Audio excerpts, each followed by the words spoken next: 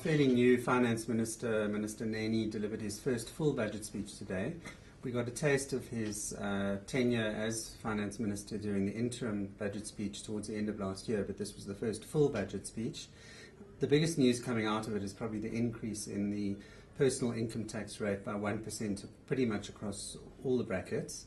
There had been some speculation that there might be increases to the VAT rate because that's basically a tax on consumption, and we as South Africans tend to consume somewhat too much.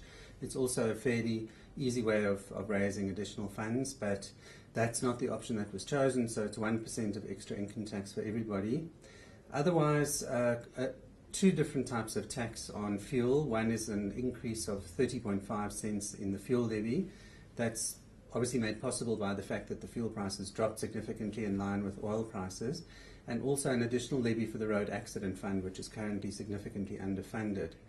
Apart from tax issues, there was a heavy emphasis in the budget on fighting corruption and on containing and managing expenditure, and that's obviously the other side of the picture. It's extremely important in terms of keeping our deficit under control and our public sector debt under control. There are, for example, additional allocations to the Public Protector as well as the Financial Intelligence Department for additional personnel.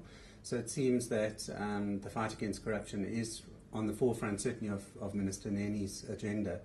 Another interesting point was a lot of tightening up in supply chain management, specifically in the education sector.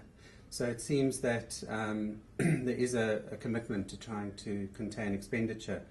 The vexed issue of the public sector wage bill was also referred to quite succinctly by the Minister, basically saying that there would be a consolidation of numbers of employees within the government sector. So it'll be interesting to see how that plays out. So overall, I would say it's a solid performance by the Minister, quite a reassuring picture.